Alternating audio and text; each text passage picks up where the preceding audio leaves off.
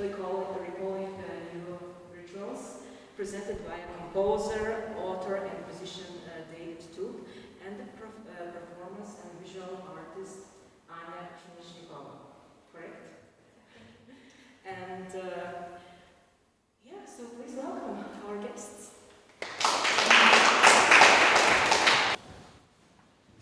Okay, let's begin. So what we want to talk about and present is our collaboration together, which has been over the last more than 3 years now. And 4? Okay, 4. Precise. And some of the elements from our individual practices that has led to this collaboration, the way we work together. So,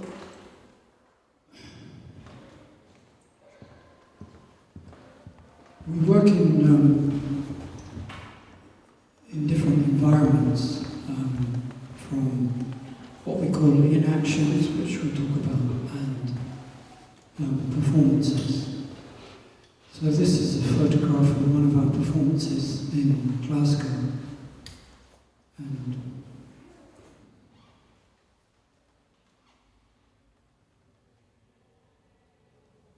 sound.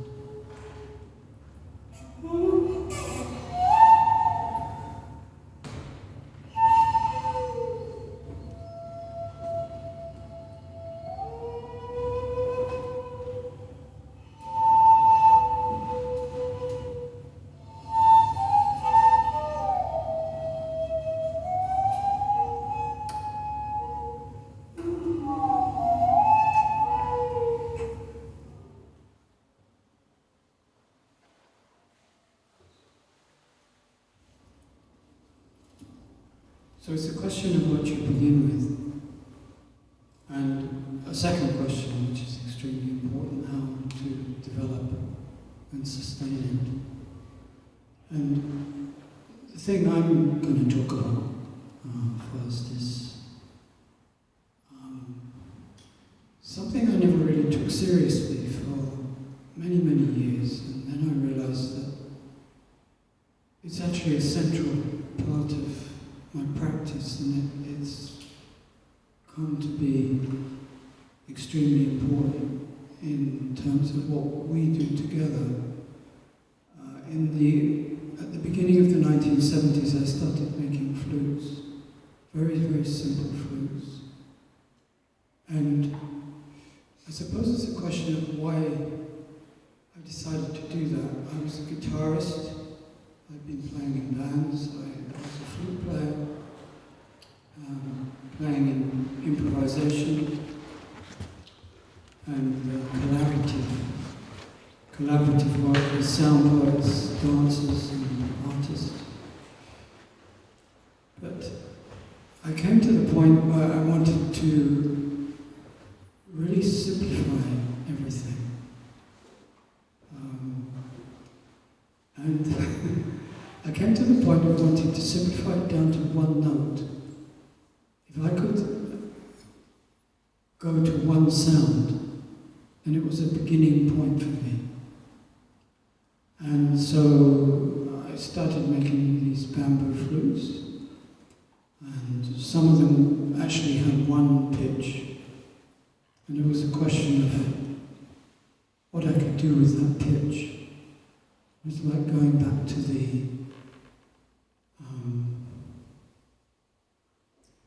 I suppose the formative fabric of music making. That if you could work with one sound and do something with that, then that was the beginning. It was something to work from. And then you could think about working with other people, collaborative work, and how to develop the sound, or a voice, you could say. So I started making these flutes, and some of the flutes you can see were made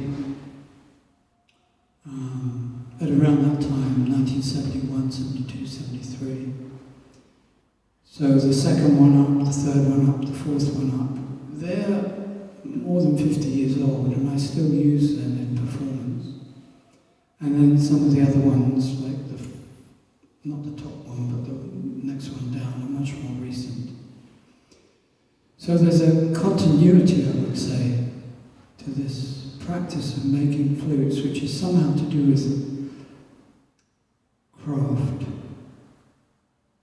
in the sense that you're fashioning your own instruments.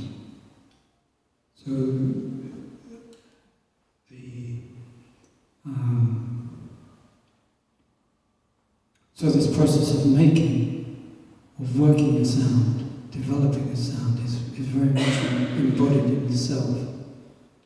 And of course they're unique instruments, so they have a voice which is very particular to me. And then it's a question of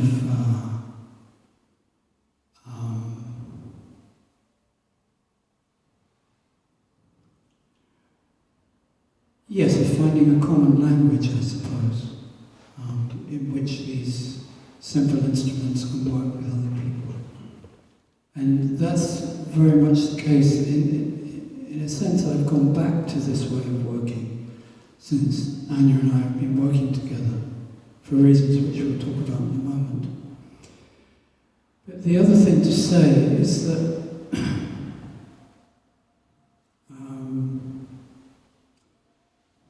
a lot of my inspiration at that time was coming from indigenous people. And what were the reasons for that? Well, we talked a lot about this over the past few days. Yes, if I talk about my beginning of my art practice, I probably go back to when I was a child, and I was always very interested in natural spaces and abundant spaces. I would call them spaces rather than places, because it's a big difference between these two words. The spaces that has no purpose or has no names, but they have the history and they have some time imprint. And I remember myself at the age of 6 or 7 running away across the road from my school to the forest and spending lots of time there, imagining things there. And I think that's the first time when I found this thing that I call now physical imagination, something related to the body rather than intellectual imagination. And I think that's when I realized that there's something missing in our social culture. I wasn't sure what is it, and I'm still searching what is it, but I think this is something that's present in these indigenous, or we could say non-literal cultures that they're talking about. What would you say is this? Yeah, for me it was watching Westerns, because I grew up in the 1950s, and I was a huge fan of Westerns, and I suppose that was one of the peak times for Westerns. And Westerns were a form of propaganda, you could say, American propaganda. They were in a sense a justification for settler colonialism and the virtual extermination of indigenous people in what became America. So the point about Westerns was that as a child you were supposed to identify with the settler colonialists. You were supposed to identify with the cowboys. And I found myself identifying with what were called the Indians, in other words, the indigenous people. And I found myself fascinated by the glimpses, caricatured and reduced right down to nonsense, but still glimpses of an indigenous culture that was being romanticized in Westerns because it had always been exterminated. So, you have the strange strange trajectory, which is very familiar wherever you look, that as soon as indigenous culture is wiped out, then it's romanticized and it's made to seem like something noble and exciting and exotic and so on and so on. So, yeah, for me it was very much watching westerns, and sometimes you had a glimpse of something that was quite shamanic. I mean, for example, John Ford, who made magnificent westerns, he always used Navajo people. He didn't use white people made up and dressed up to look like indigenous people. So you could get some sense there of the culture. And this shamanic thing that was evident from westerns became a source of fascination and inspiration. And I think that's something we found quite quickly when we started talking about collaborating together, was a shared interest. I didn't have anything with that when I was growing up, but No, not westerns, the shamanic maybe project. later. I was reading a lot of fairy tales and legends and myths from around the world, and also a lot of them from natural cultures. And I grew up in a very beautiful place with a lot of nature and spaces that don't have people, don't meet anyone there, but also a lot of abandoned buildings and buildings left from Soviet era and houses that, this photograph in one of the houses that was, half of it was burned, and the other one, if you look on the other side, it looked like a normal house. And for me, it was an adventure to go through the door and get on the other side and spend time there and imagine new things. So I was just looking for some mystery or magic that the normal spaces, public spaces couldn't give me. And I think this is what we're talking about. We're talking about connection of the person and the spaces of the land that is lost in the culture that we are functioning in. Yeah, that was very much the case for me as well, even though I was growing up in a very different environment to you. I felt there was something lacking, and as I got into my later teens, I started to question this idea of music as an entertainment.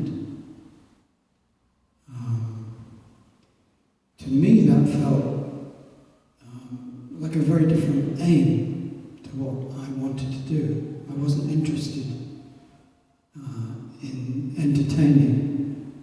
I was interested in some kind of experience, some kind of intensity of experience that you would pass through, where you didn't have these very formal rituals and you didn't have this very strict division between audience and performer and so on. And yeah, much more open. So it sounds like we both found this something that we was looking at, I wasn't sure what is it, in the cultures that practicing shamanism, for example. For me it was a northern shamanism. This is unexpected image. Yeah, this is just spending time in different spaces, I guess. One of these is our performance in Basel. The first one, I think we did. Yeah, this is what I was expecting. Do you want to say something about this? Well, I think that for me, the fascination with shamanism came about because of this rejection of the idea of music as an entertainment. And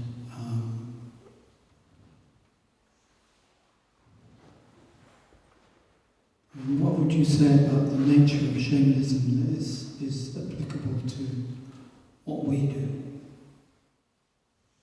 You have to rephrase. The age of shamanism. Yeah.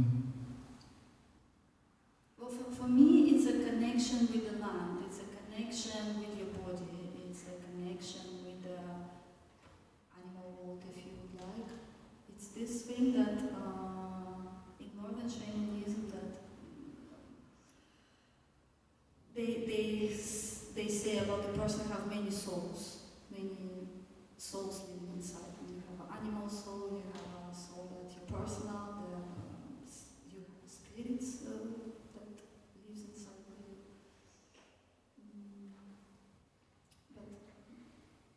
you. Yeah, I think what I'm trying to get at is that shamanism had a specific function, and sound was a part of that, movement was a part of that. And the function is mediation with the spiritual world. And the spiritual world, if we talk about spiritual world, we could just think about the invisible things. We live in a world that we're not entirely, we could perceive the very small part of this world. The most of the phenomena in this world is, for us, not possible to perceive because of our limitations. So, from this kind of perspective, we could talk about unknown and invisible and things that around us, but we cannot name them.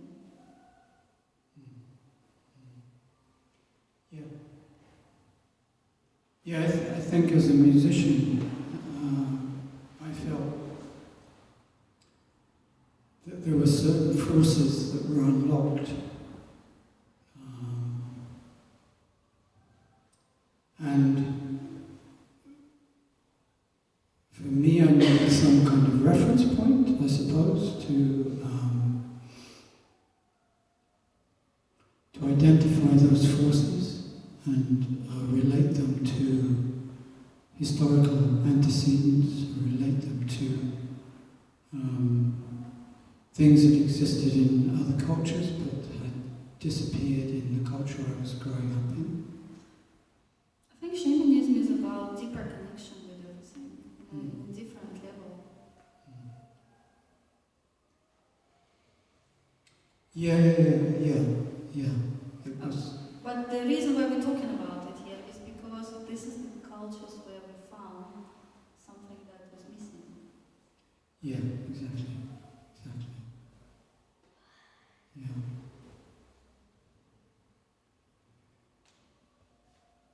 This was something I thought about intensely from my late teens into my early 20s. And in 1978, I had the opportunity to travel to southern Venezuela to record Yanomami shamanism, which is, we've been talking about northern shamanism, but Yanomami shamanism is rather different in one sense because it's group shamanism. So this healing ritual that you can see here, there were something like 6 men taking hallucinogenic tree bark, and they were trying to heal this man who was wearing the shorts in various ways. You can see massage techniques and blowing techniques here, and from the Yanomami point of view, illness is caused by bad spirits sent from neighbouring villages, and so those bad spirits have to be repelled in some way, and that would involve everything from bringing supportive spirits into the shaman's body by using hallucinogenic drugs, and also chanting and movement, and then eventually the use of real weapons to, kind of enacted psychodrama, you could say, to send these malevolent spirits out of this man's body. So, this is one of my recordings.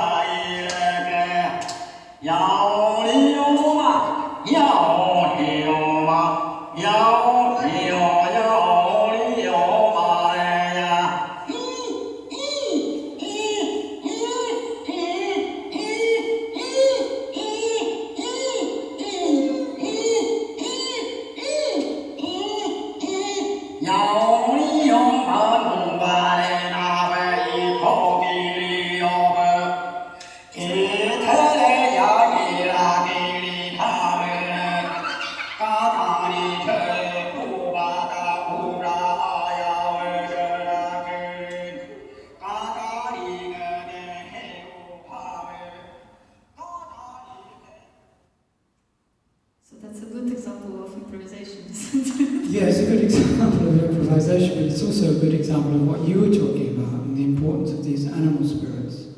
For the Yanomami,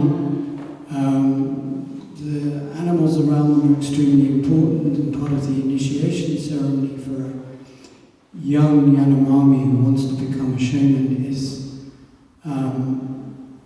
learning the sounds of these animal spirits, which you can hear very clearly in this recording. So that sense of being an integral part of the environment is very much central to this kind of shamanizing. In fact, I just thought when we was talking about the relationship with Buto, is that in Buto dance, which we also will talk a little bit later, there is also a similar relationship with everything, and because of that, there's a lot of empathy. Because when you are dancing rain, or when you're dancing an insect, or when you are dancing light, crystal light, or something that is, or a stone, or dead-eyed fish, or something like that, you are becoming very close to these things. You're becoming something in between human and these things. And it just brought a lot of different sense, I think, in the life. Yeah, there's a strong relationship between shamanism and Buto. So Buto was our initial connecting point, yeah?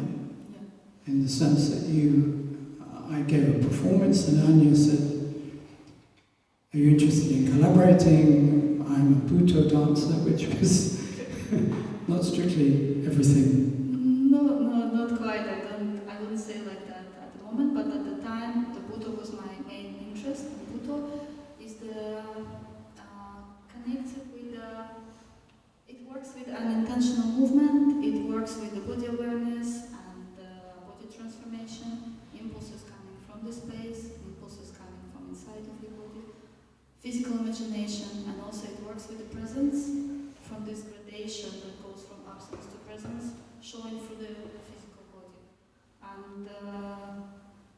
And first time when I saw Buto, it was so different from any theater or dance or music performance I saw before. It was just a completely different world, and since then I suddenly changed my life. And I started learning about this form. Yeah, Buto has a very interesting history. I don't know if you know the history of Buto's development in Japan, but it was a post-war development, and it was very obviously connected with the crisis situation in Japan, that extreme nationalism had persuaded the Japanese government and the emperor that it was a good idea to get involved in the global war that Hitler had started. Is connected with the bombing with Hiroshima and Nagasaki, and there's one of the most famous exercises in Buto training. It's called Hiroshima walk, which is an extremely painful and long walk where you're going beyond your limits, and then suddenly body reveals that you didn't know before? I didn't know about that. Yeah, sure. Yeah, it was one of the pioneers was a man called Tatsumi Hijikata, and he was influenced by all kinds of things, Jean Genet in particular. And he worked with another man, Kazuo Ono, and again, many different influences from flamenco dance to German expressionist dance to all kinds of things. But they developed this form which was about darkness. And it was a response to what had happened, the catastrophe of Japan in the 20th century that led up to the dropping of the nuclear bombs in Hiroshima and I think Nagasaki. the darkness that they mean is not really a darkness in a bad sense. The darkness that they mean is unknown, something that we cannot see. I understand it like that. It's not really in the Western understanding of darkness. It is, of course, very much related with the history, and it's also related with the farming and with the kind of culture of the farmers, simple people, and it's also very much come from the German expressionism. Katsuno was very interested in German expressionism. So all of that created this very strange form, but I think it's also related with Shintoism. Yeah, there's a strong relationship between Japanese mediumship, ascetic practices, shamanism, Shinto beliefs, which were very deeply connected with the land and with farming, the farming cycle, and the sacredness of certain features of landscape, like for example mountains, were considered very sacred in Japan and led to a whole development of ascetic practices. The Yamabushi, who their training involved meditating under freezing cold waterfalls and firewalking and so on. So these kind of practices were beginning to die out in the late 1950s, early 1960s, which is more or less the same time that Buddha was developing as a form in Japan. And in a sense, you could argue that Buddha took over some of those ascetic practices, that aspect of mediumship, the closeness to the land, the closeness to animals, and it stepped in just as those things were disappearing in Japan. So there's a very interesting relationship there. I have this, one of my favorite quotes about Buddha. This is about Ankoku Buddha. Ankoku Buddha is ritual means dance of darkness. So the darkness, one of my teachers, Moeno Wakamatsu, she said, the dance bring out the point of view that we don't understand and we never will. So this is about darkness. That's how I think. Say again?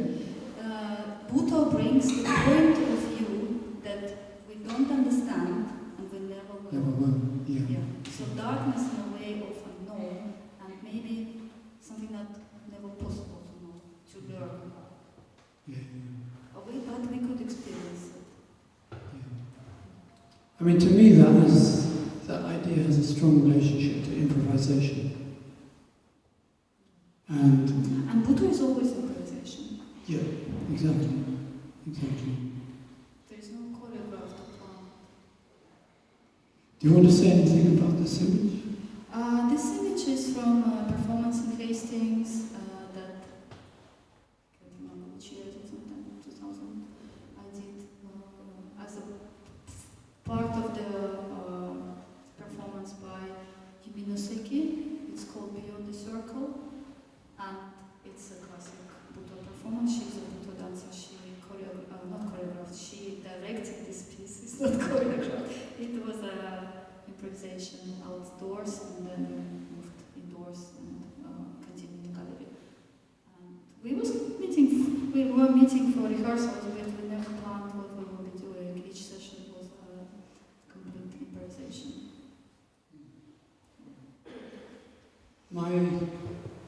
My first contact with Bhutto was in London in 1972, probably, meeting a dancer called Mitsutaka Ishii, who had studied with Hichikata, so he was second generation Bhutto dancer. And at that time he wasn't even using the word Bhutto, because nobody in the UK knew what Bhutto was. I would say nobody in Europe knew what Bhutto was. So he just called it Japanese dance, and I was working with a percussionist at that time, Paul Dover, in a duo called Rain in the Face. And we were very keen to collaborate with artists from other practices. So we started working with Mitsutaka Ishii, and this is one of our performances, and they were completely improvised. I remember here he had a wedding dress that he was wearing, which is a kind of classic Bhutto imagery. I don't know, I never, I think it is classic. And he was using, lots of paper. But essentially it was completely improvised. He didn't issue us with any directives of what he wanted from us. He simply did what he did, and we did what we did. And that was at that point, that was a very interesting way of working, because mostly if you were working in a collaborative way with somebody from another practice, they would say, this is what I intend, this is what I want to happen. So it was very unusual to be suddenly working with somebody who was so open. And you could say in a John Cagean sense, there was no attempt to create an integrated artwork. The participants simply followed what they wanted to do, and there was a link because we were in the same space of intensity together. I think all these wedding dresses and all the other naked and white paint and performing naked, it was more like a perception changing thing in this patriarchal culture where men were dominant, and dressing as a woman, it already was a big thing that could change your mind. And it's in fact, for some people, it's already being put to the extreme condition or to extreme circumstances where the body should unfold and kind of reveal itself. Mm-hmm. I think. Yeah. It was, for Paul and myself, it was a revelation to see the body transformed so dramatically and so simply. We did another performance at the Roundhouse in London where Ishii worked with a pupil of his, and they found one of these huge step ladders that's used for adjusting the lights in a venue. Very, very tall, very, very dangerous step ladders. And at one point, Mitsutaka Ishii's pupil was wearing a long silver cloak, and he ran across the stage and ran up the step ladder, so that the step ladder was completely enveloped by the silver cloak. And it was the most extraordinary image, because it transformed the body completely with the simplest of means. And I think that was informative for us as musicians. How could we get down to simplicity? This is, I suppose, comes back to the making of flutes. Some flutes that made one sound. How could we simplify what we were doing and take it away from these influences which were so prevalent? The influence of jazz, for example, or the influence of John Cage, and how could we find our own language? And this simplicity, this transforming of the body was extremely useful to us, I would say. There's a funny coincidence, I don't my first ever Buddha performance I did as a group with Thalia Visenberti. I also was climbing up a very tall ladder and then I fell down. I'm going to show you it. But what I want to say, for me immediately it was very interesting the way how musicians and or people who work with sound and people who work with movement, the performances work together, and also how the dancers work together, how spontaneously they very confidently work with the space. And musicians and dancers, they never work actually directly together. They always work somewhere else through something and meeting somewhere else. It's very much not a direct contact. What would you say about that? Yeah, I think it's interesting to look at this photograph and see us in a tiny theatre. It was an arts theatre in Swiss Cottage. Theatre that's still there, actually. And we're dealing with this stage. And I don't quite know why we're dealing with the stage. I mean, I do know it was to do with accepting a certain formality. And, you know, musicians go on a stage and the audience sits not on the stage. Well, to work with someone like Ishi, who is very dynamic, very forceful character, and who worked on and off the stage, I think in this performance he did the same thing. He ran up a stepladder and fell off. And there is a photograph of him falling down. So, you know, it began to deconstruct in our minds. Is the you one with the flute? Hmm? Is the you one with the flute there? Me? Yeah, that's you, Yeah, that's me. Yeah. Long hair. With very long hair, yes. Yes. Playing electric guitar and flutes. But seeing somebody treat a space in that way was really a revelation to us. I mean, it began to give us the freedom to use space in different ways and to liberate ourselves from this idea that, you know, we're sitting on chairs and we're sitting on a stage and so on. So in our performances, we're trying to avoid spaces like that, spaces like theaters, spaces like stage curtains and indoor spaces in general. We had encountered some interesting indoor spaces. Here it is. So this is a space in Tartu. Can you say about the space? Yes, it's a space in Tartu which I had been to before, actually. And it's actually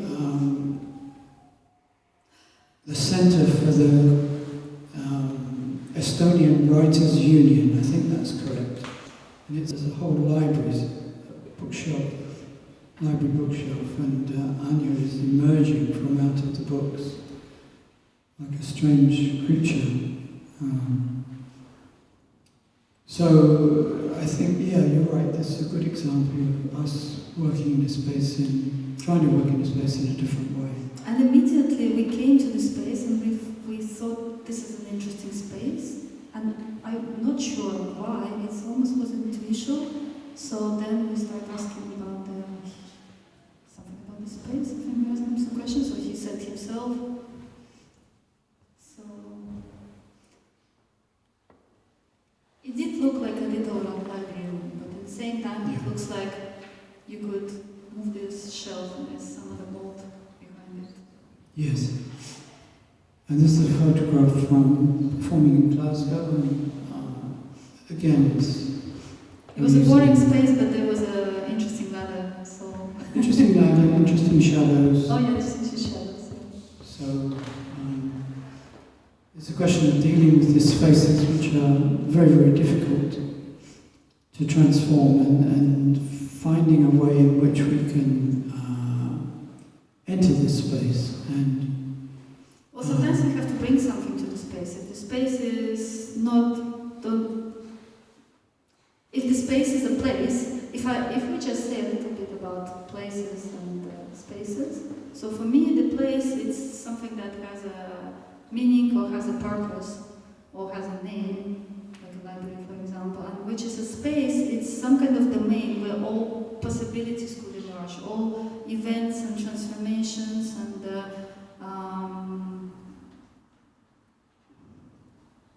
relationship could emerge, and it contains all these possibilities within it already. The space, we used to say with you, the space has intention, but now we say the space is intention. So, can you say the difference? What the difference is? Space has intention. It means like space is some kind of alive creature that has intention, that has its own wishes, it has its own desires. But I think space are desires. Now, I think so, after researching some physics. So, it's already endless possibilities in each space. So, when we work in the places, I lost what I was talking. Well, I think one of the things that's important to us is working on these ideas with other people in workshop situations. So there's a sense of mutual discovery. So these images here are from a trip we made to Japan last year. This is in Kunisaki Peninsula in Kyushu, Japan, and we're working with a group here who are using materials in different ways. They're using foraged objects as sounding objects for what we would call instruments. This is what I was going to say. The space that is a place, we're trying to bring some space there. We're trying to bring it through bringing some materials, objects, and actually I wanted to comment on the previous picture that I'm wearing Balinese mask there on both sides of my head. So, and I was doing this circular dance on the stairs where I'm turning each side of the face, each time I'm turning. So here the students also suggested to work with different objects and materials that they foraged, they found them, or they made them. And then it's a question of using improvisation to encourage them to work together in groups to produce performances that may involve sound or may involve movement or some combination of the two. But each of them brings their own story, you could say, to group work. Maybe not a story, maybe their own relationship with this object or relationship with the space. And that's the reason why you prefer to work with the foraged objects or the objects that maybe something that you found in your garden or something that makes sense for you personally. Yeah, I think that idea of a history and of a relationship, a personal relationship with the materials we use is very important. So it's true, I like to work with things found in my garden. I like to work with paper because paper has a very strong significance for me, partly because I'm a writer and partly because I began as a visual artist. So paper has been a consistent material throughout my life. And I like to use paper as a sounding object now. Paper and cardboard. So that sense of a deep connection, I suppose it's a contrast between something you buy in a shop, something you work with that you buy in a shop, or something that's crafted and has a long history, or something that you found and you can use in ways that is meaningful to your own connection to that material. I think that for me that's related with Shintoism. And it's almost like some things have a soul and some things don't have a soul. So every one of us has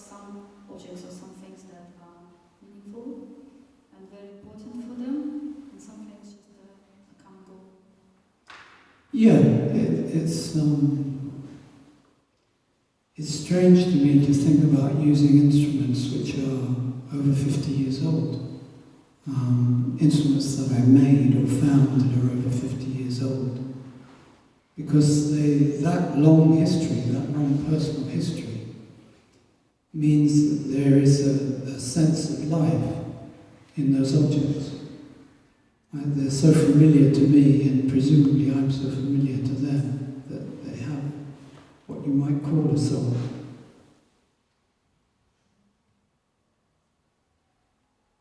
And speaking of Shinto and animism, this was a workshop I gave in a Shinto shrine, also in Kunisaki Peninsula.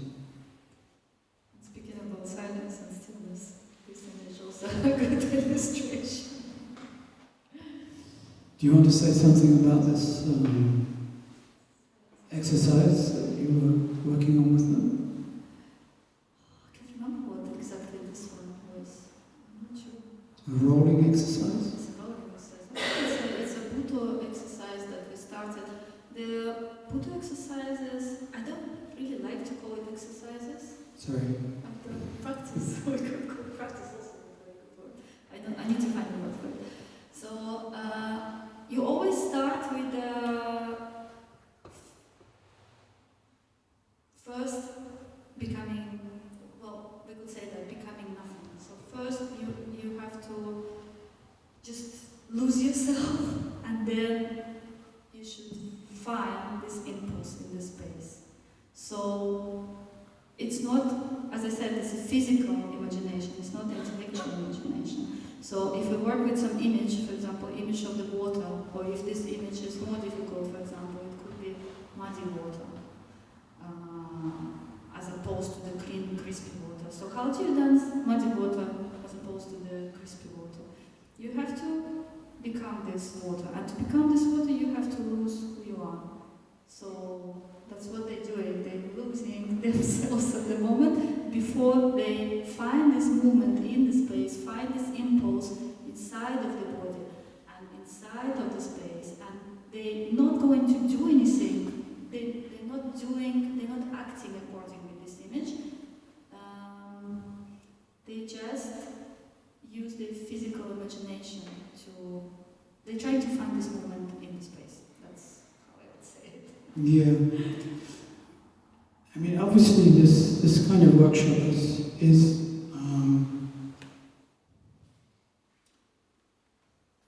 it's kind of non-specialist in a way, even though it's also very specialist. Because it's working with movement and it's working with sound at the same time, and that's quite unusual. And it relates to what we would call fluidity of practice, which I suppose the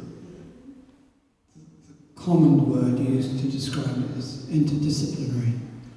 But I don't like this word, interdisciplinary. You know, Like discipline and punish. So this idea of fluidity of practice, I suppose it goes back to a point where you feel free enough to work in different areas, in different fields. And everybody tells you it's a bad idea, that you need to specialize, and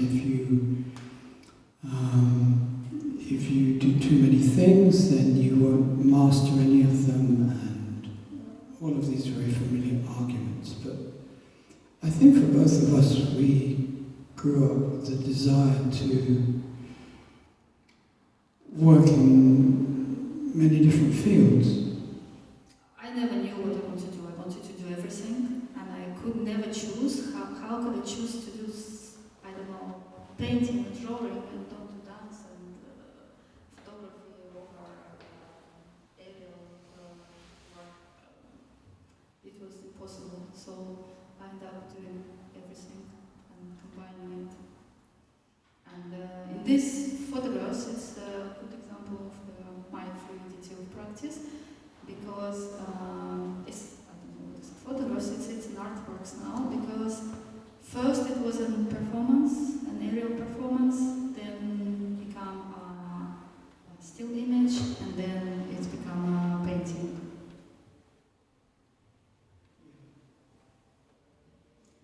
This is an example of one of my paintings, and as I said earlier, I started off as a visual artist.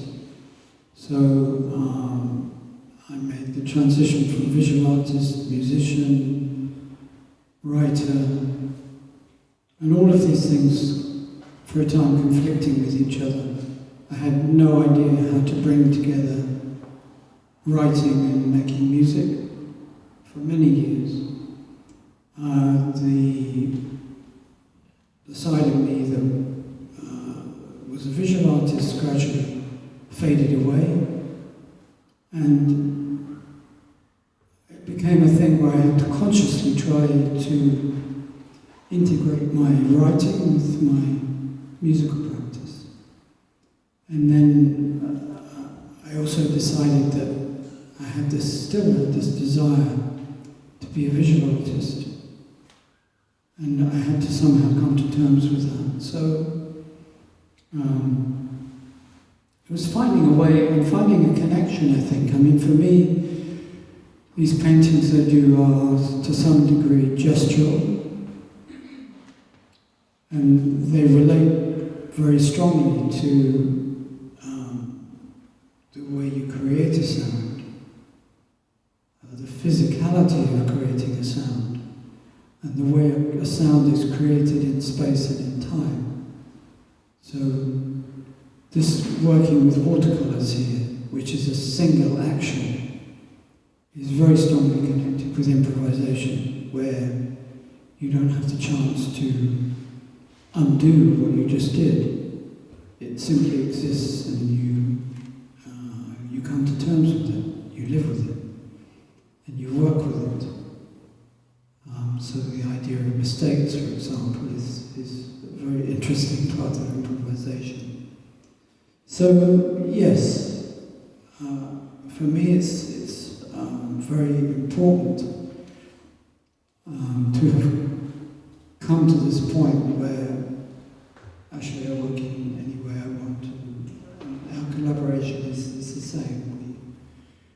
We work in anything we want to. I also noticed you like to work on different canvas, different paper, which is, I think, also very somehow related with sound as well.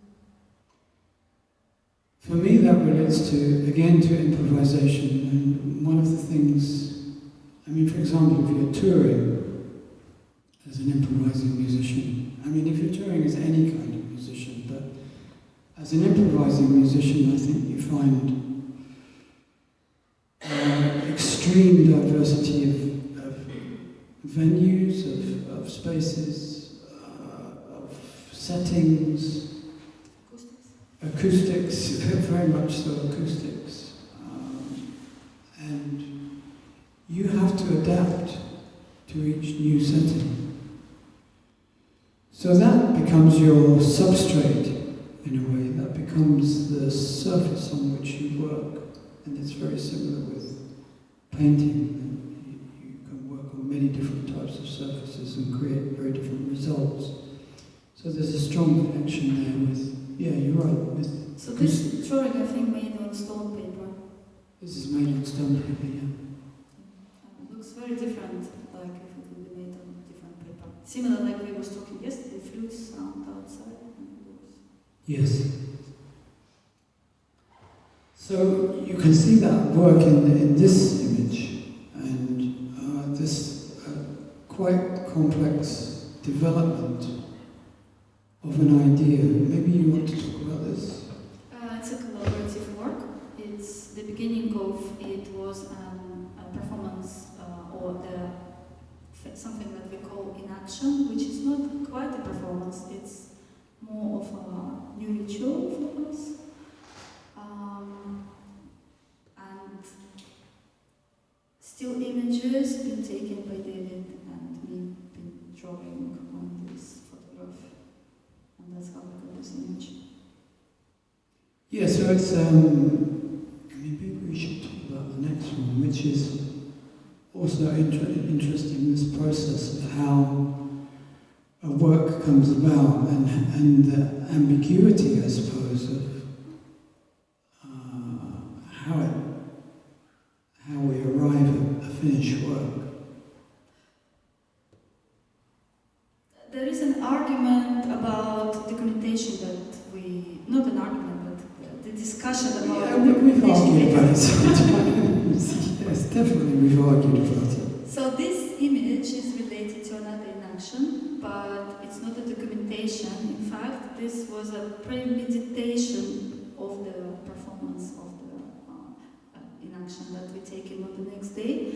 And this is quite often happens with me when I'm getting to some spaces. I could see when the body could silently fit into this space without disturbing the ambience of the space. But there are some spaces where there is no space for the body. They are complete, they are content. Yeah? But there are some spaces where I could see my body could fit. And then what usually I do, I take a photograph, I take an image, a few images, and then I work with that. So this is what happens here. We took this image, David took this image for me, for us. Yeah, it was actually a space I knew very well. The cliff tops close to a place called St Ives in Cornwall. And I've been there many, many times since I was a teenager, actually. So I knew this spot. But I didn't know how we would use it. I mean, this was very early on in our collaboration. So I think there was still a lot of learning going on. Yeah. And then we got back the next day on the same spot, and we did this inaction. David, you was playing flutes. We just put camera on the stones. Yeah, why don't you play?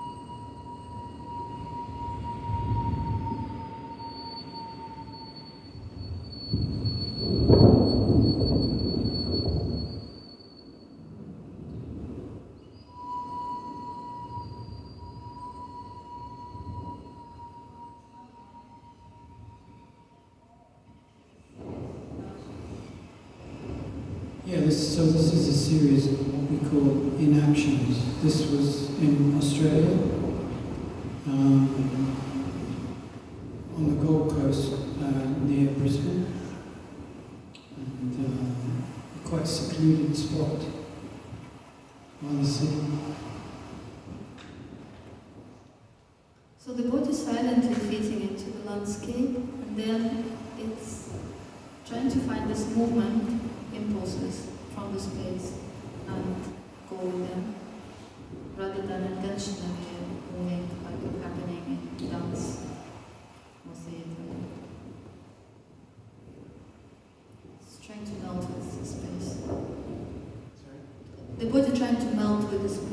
Yeah.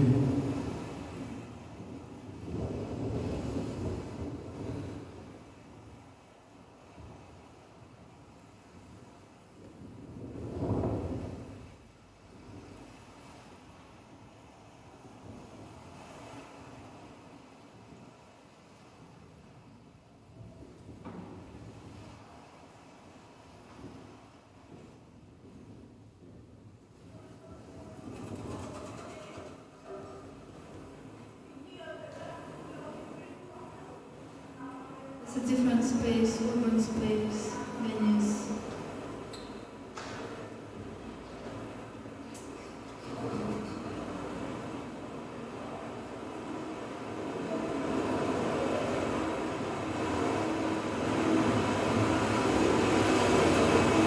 Working with the architecture rather than a natural landscape is quite different.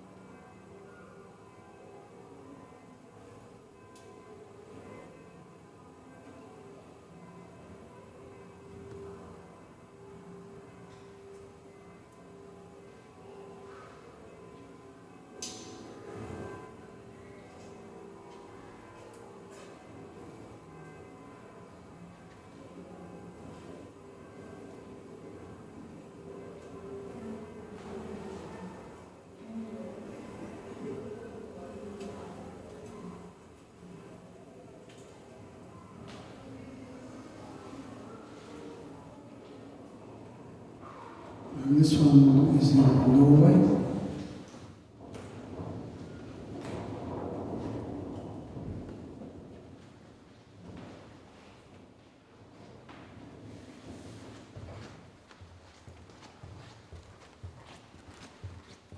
You're on top of a tree. Yeah. Wasn't on the tree.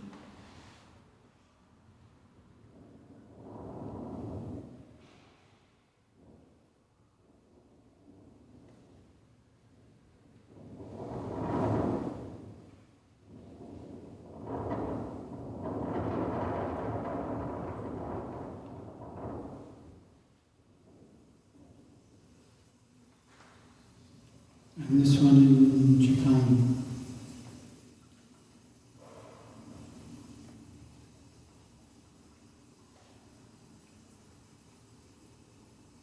That's some kind of sacred stone, some sacred place. Yes, we met some interesting people in the Kunisaki Peninsula. They brought us to the our sacred space, not the official, something like sacred ground. Yes, they're very, as a group of people, they were very interested in the ecology of the forest and also sacred springs and stones. So they were, in a sense,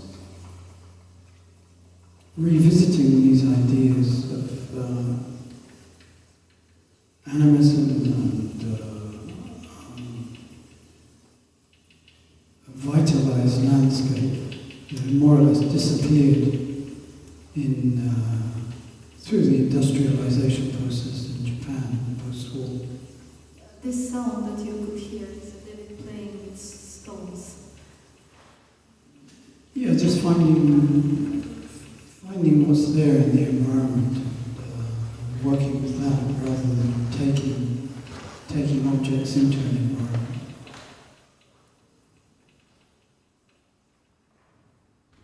I think it's also a rare occasion when we did our inaction with the public, because it felt like, I felt like saying thank you for bringing us to this space. So we did a little inaction with them watching. Usually they're happening with just accidental people maybe seeing it. And that's the difference between performances and inactions. We should, maybe we should talk a bit more about what this word inactions means. Okay, you stop.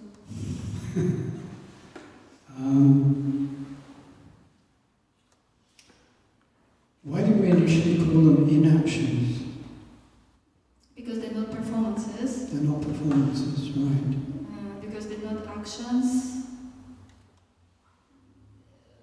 It's more about being moved than moving.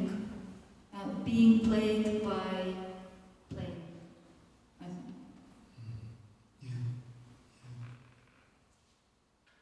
So sometimes we, this one is in Estonia, in Viribog in Estonia. Unplanned one, completely. We quite often just unplanned when we see some interesting spaces. We just go for it and do it. But this one I composed music for it as well, so it's slightly different in that sense.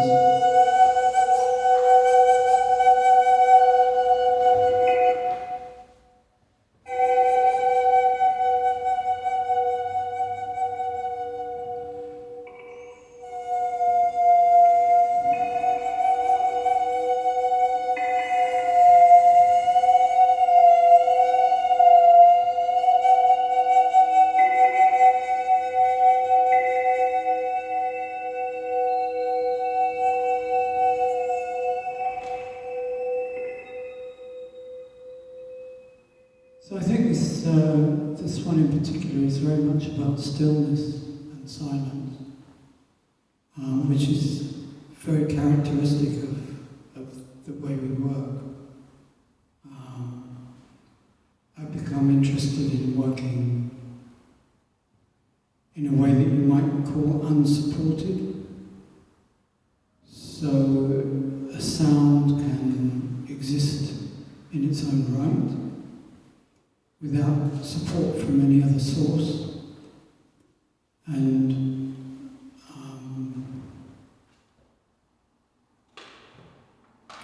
I've also tended more towards working acoustically in recent years, without microphones, without amplification. And I think it's a kind of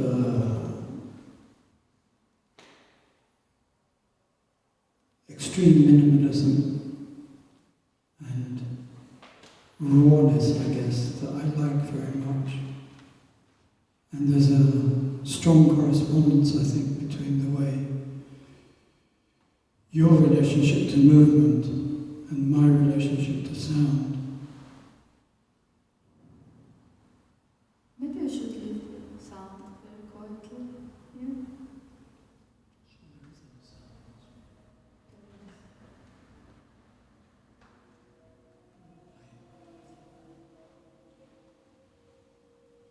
So we often speak about stillness and silence, and once we've been asked, what do you actually mean when we talk about stillness and silence?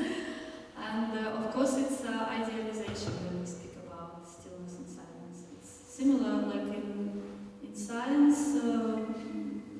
physics talks about the surfaces without friction, or the ideal vacuum, or the mathematicians talk about the straight lines or perfect circles that don't exist. They just there for the simplification, and so we could understand things better for the convenience. So similar with this, we could say that the phenomena or the things that we call stillness and silence is just a moment when experience has an increased coherence between attention, time, space, and body. Yeah, so if we talk about about stillness and silence, obviously there is no such thing as stillness, or there's no such thing as silence. And no such thing as silence is a kind of mantra that has been rolling around for decades, since John Cage came up with this idea. But one of the things I've found in working in this way is that there's a kind of increase rather than a decrease, that the closer you get to silence, the more conscious you become of activity. And I always go back to a formative experience I had many years ago when I was in my garden at night, and it was very quiet, and I was just sitting outside, and I noticed that there were very, very tiny sounds I could hear. And I went out into the garden to investigate, and I realized it was snails and slugs eating my plants. So,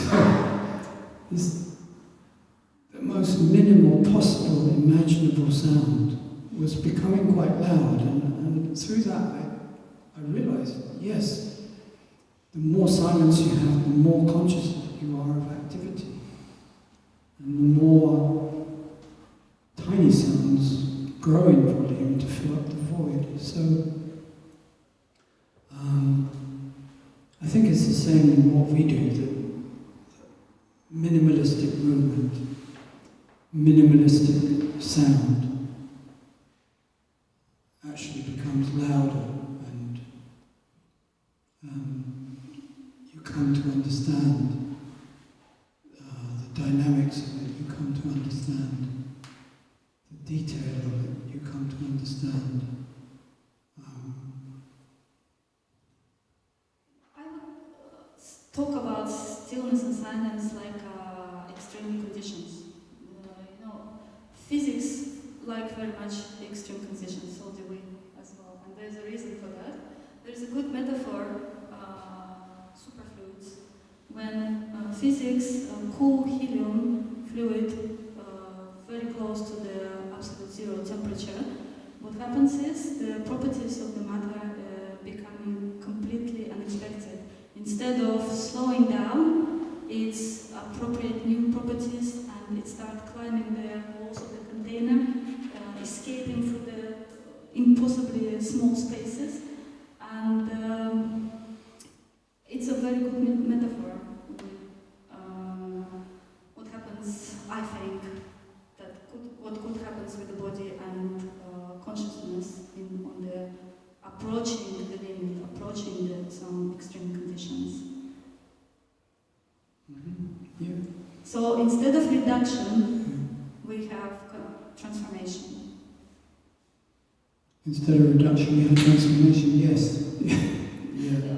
Also, the other example I could bring is with the same muddy water. If we have undisturbed muddy water, the mud would settle, and the objects that in the water, they would not increase, but they become more visible because of the less noise, less turbulence. They become more clear. Yeah. Maybe we talked enough. I think we talked enough. Thank you very much. And if any of you have any questions or comments, it would be very interesting to hear them. And actually this image is for our workshop that's happening in August, 7 and 8 of August. So you're very welcome to experience all of the things we was talking about yourself. If you love that's another. Sorry. Thank you for the presentation.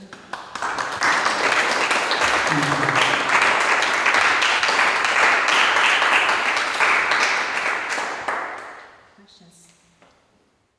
I have a question. Yes. You were talking about the silence and stillness. I was wondering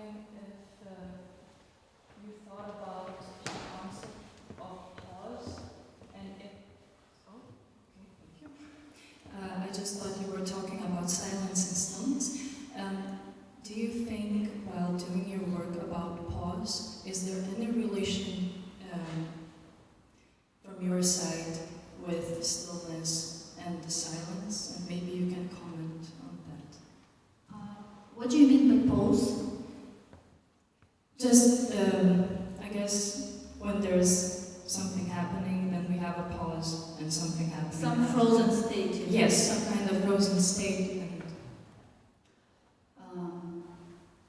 do you want me to say? Okay, for me, if I think about pause, it's something frozen, as I said. When I'm trying to work with the stillness, there is a things that going on underneath the surface, beneath the surface. So there's a movement that you could say it's boiling in the body, but doesn't come out of the body. And for me, this is interesting because it's somehow making relation with space, through the skin and through the presence, changing presence. You can't be still in the space, but you can make space move. But I'm not sure if this is a pause or not. It depends what you understand under the pause. Just creating a shape in the space is not so interesting for me because there is not much relation with the space there.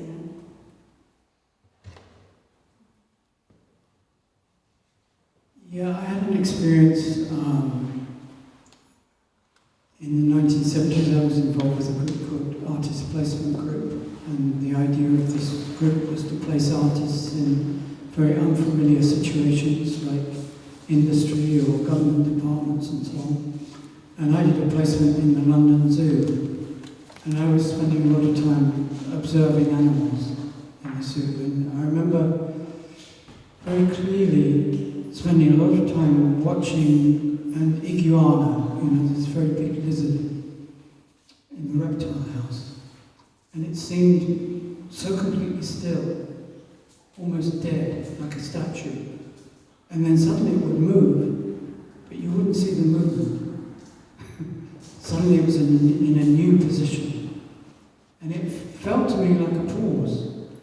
And in fact, marine iguanas are very interesting because they can go underwater and slow their metabolism down to almost zero. So they're almost dead. And so they're able to exist in a different medium in that way. So you could say that their lives were paused.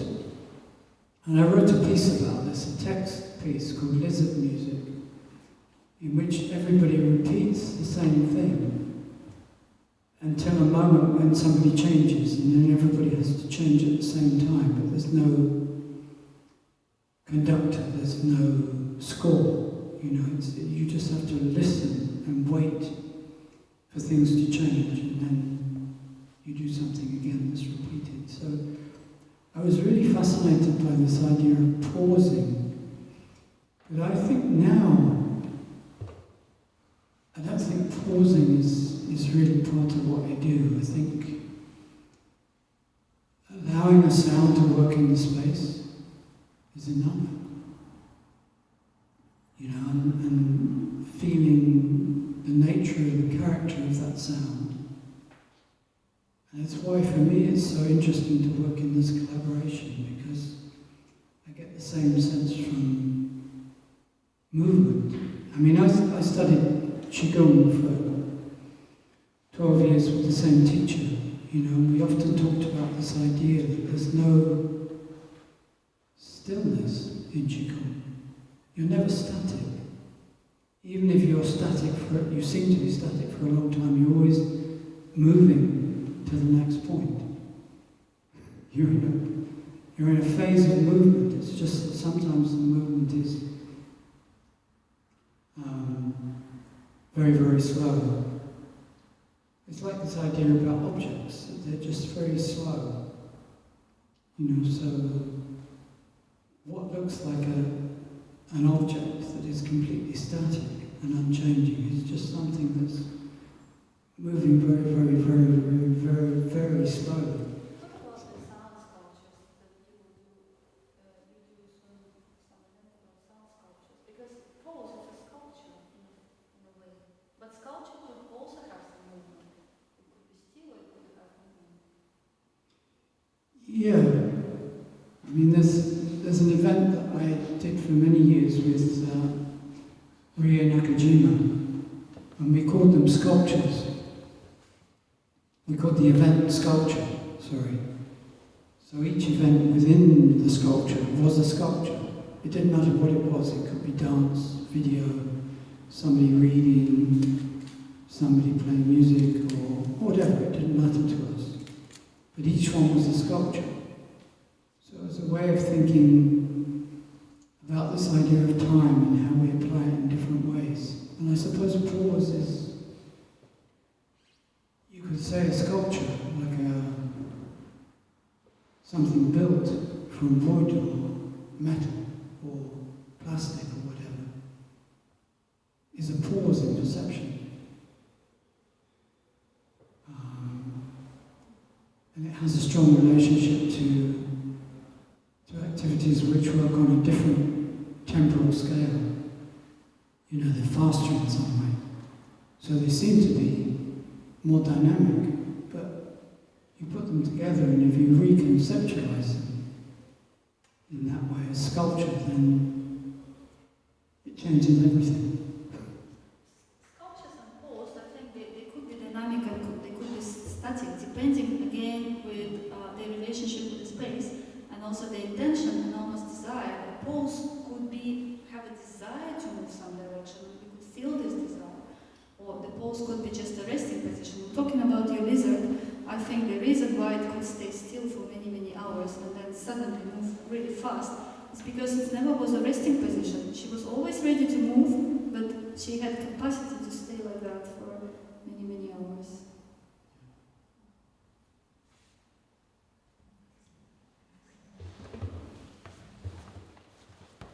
Thank you.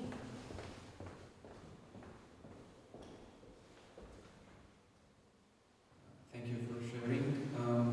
I wanted to ask about, you mentioned briefly arguing about the documentation, and I was wondering because improvisation in general and also shamanic music rituals, they all rely on the relationship with the now and the space that you're in at the moment, enveloping yourself in it and also being with it in the moment.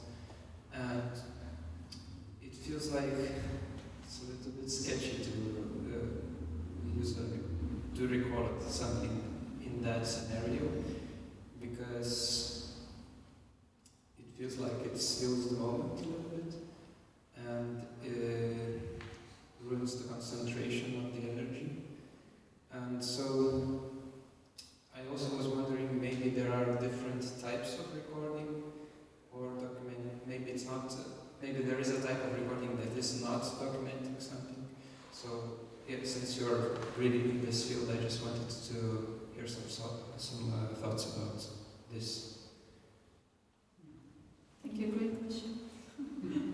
I think that's why we chosen this new form of working with the performance in action. Exactly because of that, because it's a connection with the current space, with current us, and with the current time.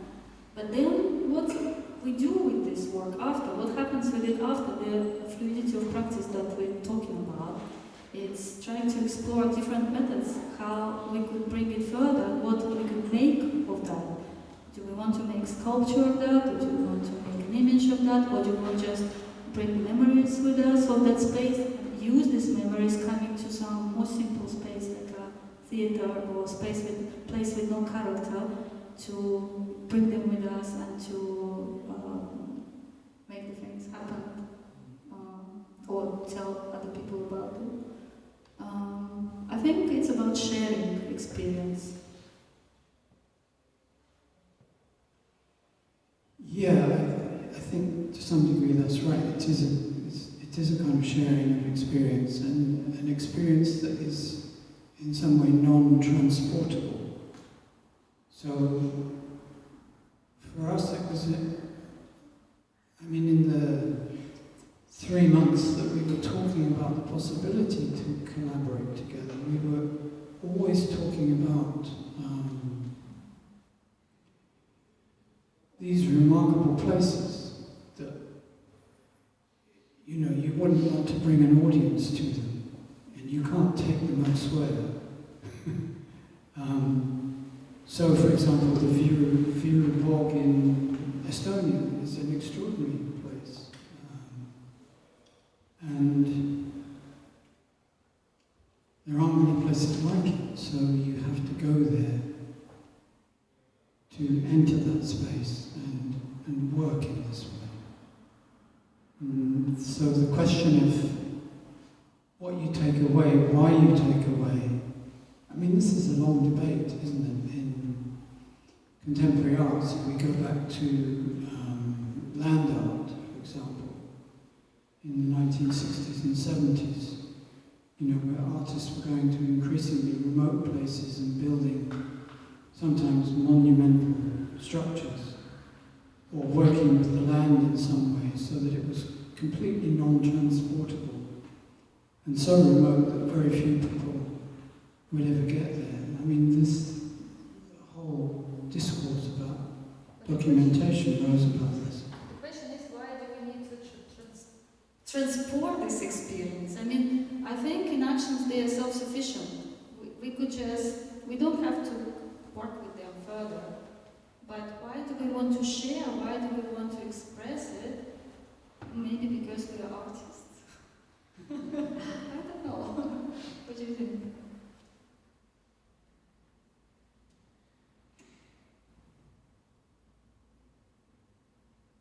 I think you learn something in these situations which is meaningful to you. And I can think of a situation in the early 70s where I was on moorland in the west of England, on Dartmoor, and I was beginning to experiment with playing flute outdoors. And I wanted to make a recording of what I was doing, so I hung a microphone on a metal fence, and then I walked off and I played flute. And when I got back to the place where we were staying, and I listened back, what I'd actually recorded was the fence. And I'd also recorded sheep. And I recorded wind, and occasionally, very faintly, you could hear a flute. And, you know, it was a simple experience for me, but it was life-changing in the sense that I suddenly realized that I wasn't the center of attention, you know, that I was very peripheral. And so the whole field of activity spread out, and I was one small part of it.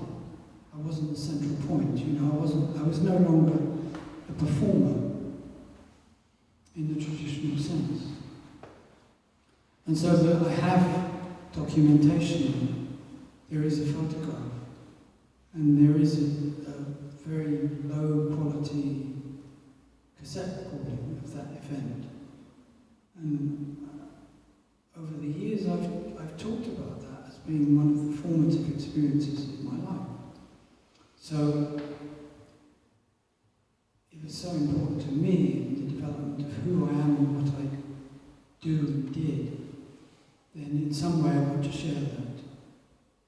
And sharing that, how you share that is of course problematic, and there are many different ways of approaching that. But yeah, it was definitely something I felt I needed to make available, let's say. Also, Inactions, they are take inspiration from shamanic cultures and rituals, but they are not shamanic rituals. There's something different, and they take in something and they live in something, and at the end we are who we are, and we do know art. I don't know what you call it, sound art,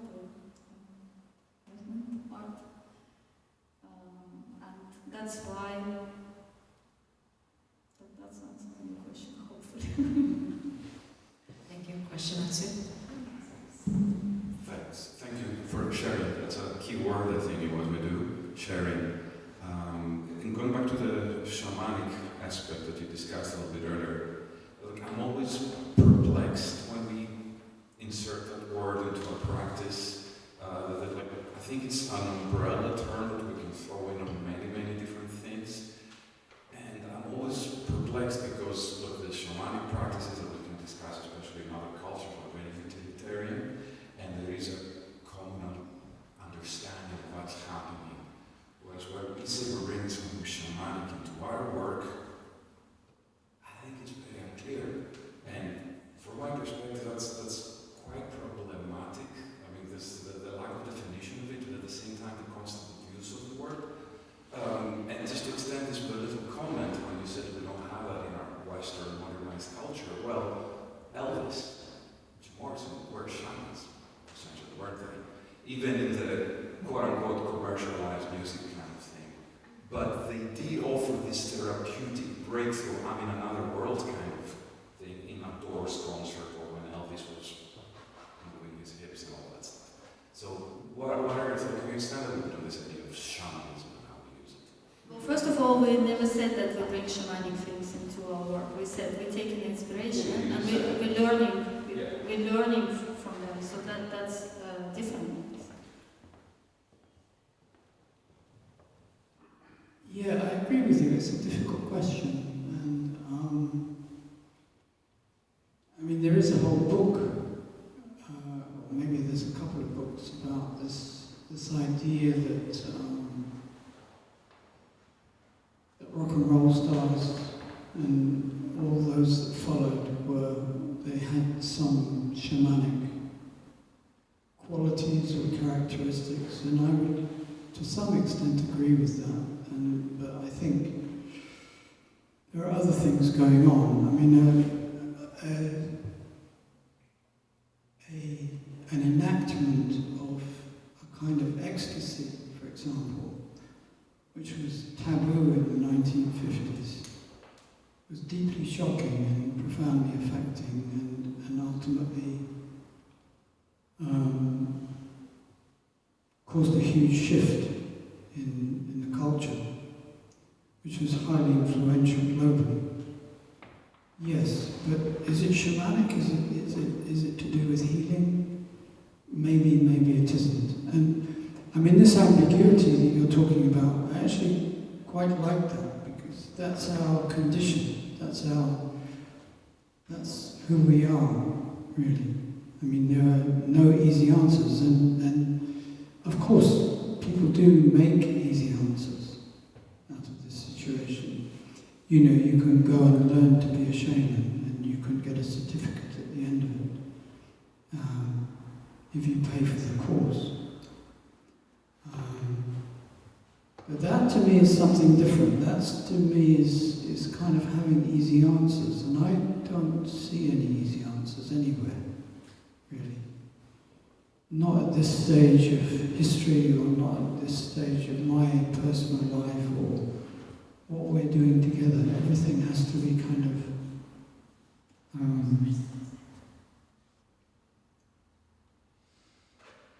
it's kind of hard won, in a sense.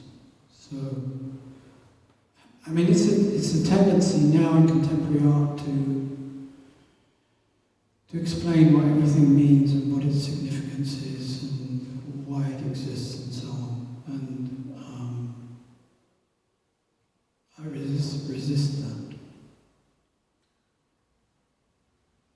I think the term shamanic is very problematic, because what is shamanic? If you think about all the different cultures that combine under the same shamanic umbrella, they have very different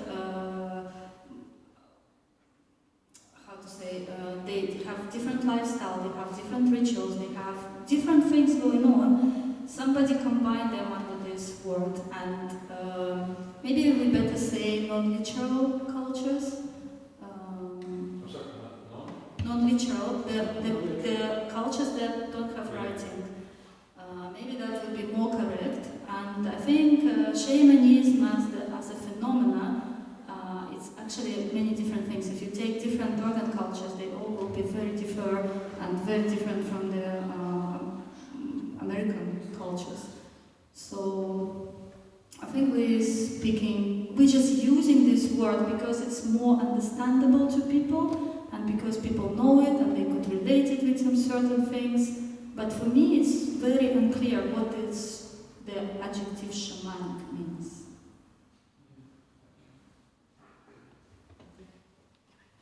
Thank you very much for this quiet and concentrated lecture, and I really appreciate the dialogic form of your conversation, of the lecture.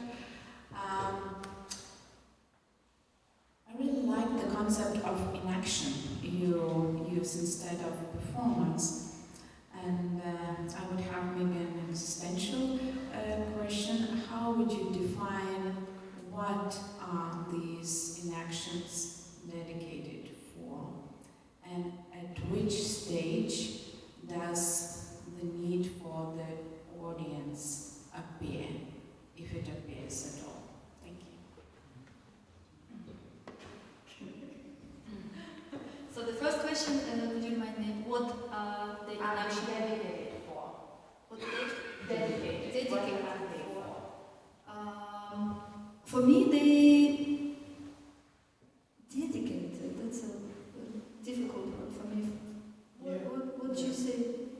For me, they are dedicated to my experience and to the relation to the particular spaces and to relation to my own body and to something that I said was missing since my childhood. It was really a sense of something I felt that intuitively something should be there, but it's not there, and it's difficult to name this. I don't know if it's dedicated or not. Yeah. Yeah?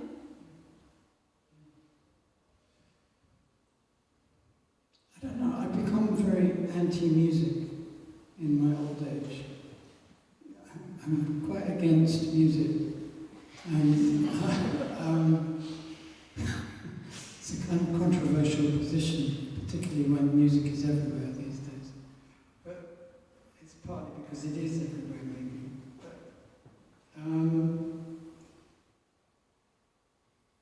I think in our inactions, I can do something that is not really music.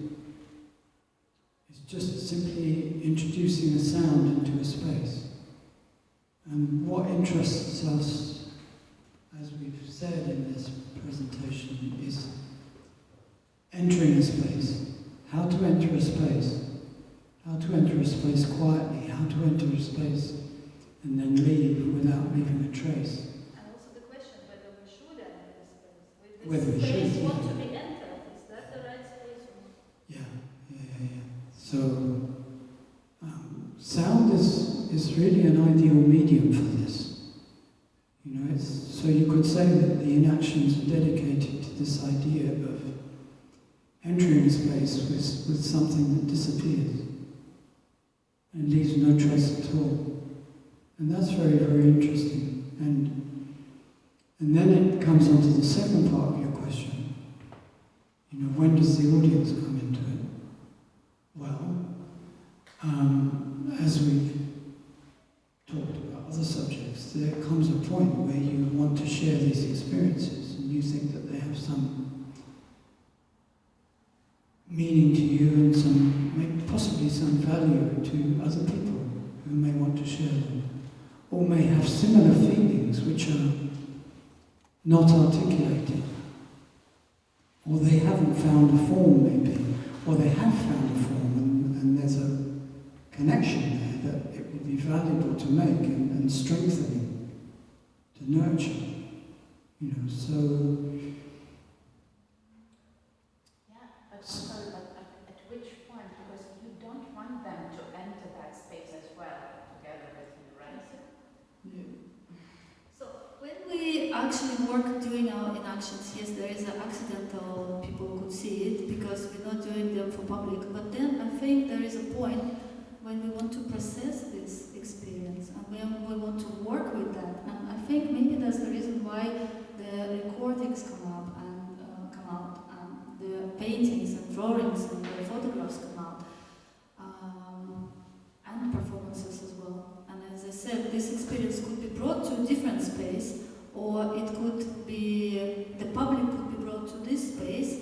And for me, it's a little bit, I don't know if you agree or not, is it a little bit like amplifying this space, trying to amplify amplify the space rather than bring something your own there.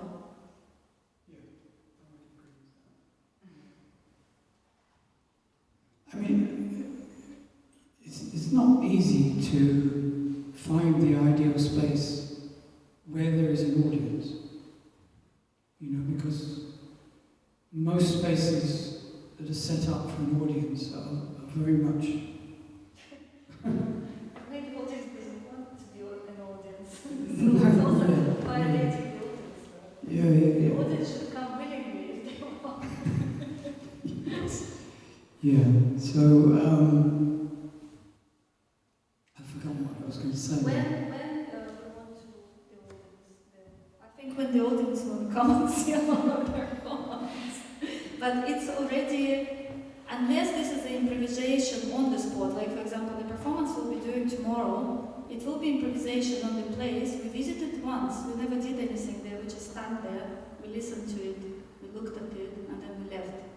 And we will come back there, and you're very welcome to come and join us. I don't know what's going to happen in that space, we'll see. So, does it answer the question? Thank you. I mean, one thing I would say, just to slightly continue, is that with an audience, there are different intensities. And having an audience there is a particular kind of intensity, where you're doing what you do, but you're doing it in a room of mostly strangers. And the sense of how they react, how they respond to what you do. I mean, I think for some people it's very tough, you know, being in a room in which we're doing what we're doing, because it's so little happening, in a way, that we did a performance. We did a performance in this place called the Fisherman's Chapel, in a place called Leigh-on-Sea, which is close to London. And in the chapel there was an organ, a pump organ. And during the sound check somebody wanted to play this organ, so they switched on the pump and they played the organ for a bit, and then they stopped and they finished, and the sound checks were finished. And what we were going to do was so quiet. But as we were about to start, I realized that the pump for the organ had been left on, running. And it was making, I suddenly realized it was making a huge amount of noise. And so at that moment, I had to make a decision. Do I break into our performance and switch this pump off? Or do we continue and the pump ruins our performance? And I tried to switch it off because it would have been disastrous. I didn't know where the switch was, and luckily the promoter knew where the switch was, and he switched it off, and the silence at that moment, it was as if the room suddenly filled with concrete. It was unbelievable silence.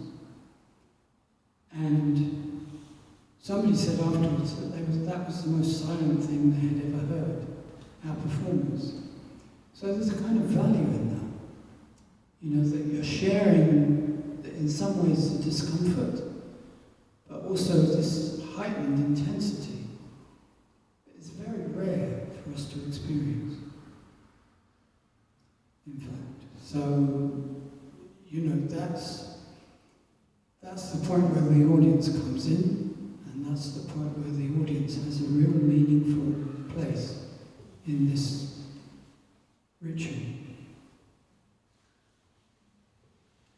When you just said about the different intensity, I suddenly thought about, in fact, in action and the performance, they are slightly opposite actions, because in action, the energy and intention internalized, but in the performance, it's externalized. So it goes to public, and it comes back to us from the public. So it's the exchange not only between this place and us, but it's also exchange between the public and us and the space, and it become, in a way, maybe there is some link with the rituals, because something that's supported by many people is stronger. The presence is stronger. And I don't know, some kind of spatial awareness may be stronger.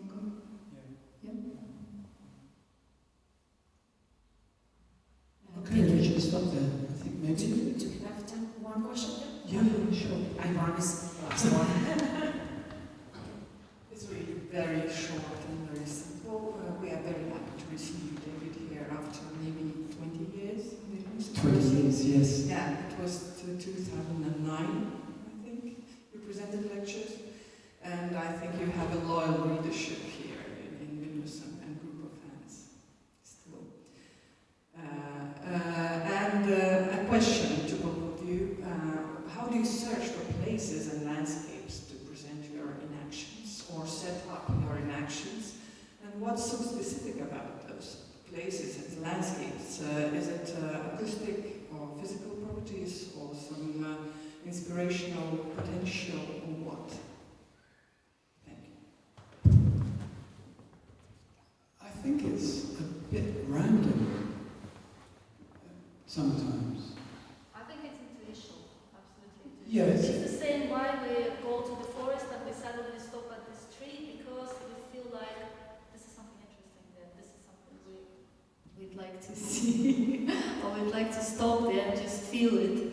And I think for each person to be different. Yeah? So, and we're not really searching for them, we're just discovering them suddenly. Like, for example, the performance in the book was happening when somebody was showing us this amazing place, a friend of mine, and then suddenly we saw this book, and I went there straight to be close, and so we just recorded 8 minutes, and we went to carry on our walk, so that's what's happening sometimes.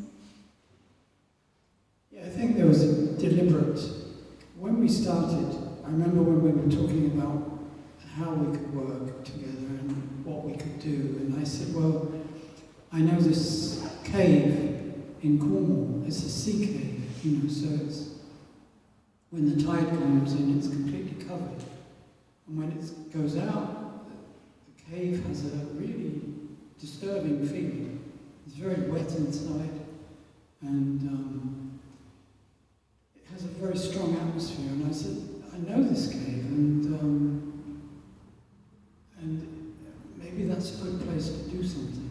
And so we went and we tried to do something in the cave, which was very, very difficult, and then we did these inactions on the cliff tops, which you've seen,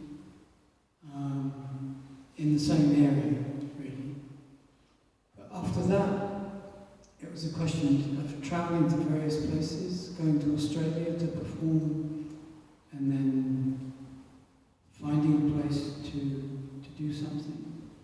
Always intuition. Yeah, this is a good spot. We can do this. We can do it quickly. No preparation, really, to speak of. I just want to say about this cave. That's a very interesting example of the space that we found interesting. Intellectually, we found it's very interesting. We really wanted to do something there. We couldn't do anything there. Just this space. It didn't want us there completely. We tried hours. We got back next day there. It was completely pushing us away, and it was very strange, and sometimes we encounter spaces like that. Yes, and also I feel something else I was going to say, traveling, of course.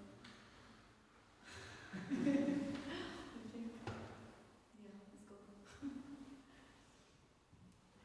Yeah, I think sometimes, I mean, we had experiences in Japan where we were being taken to amazing places, but something was not right about them. Having other people there was impossible.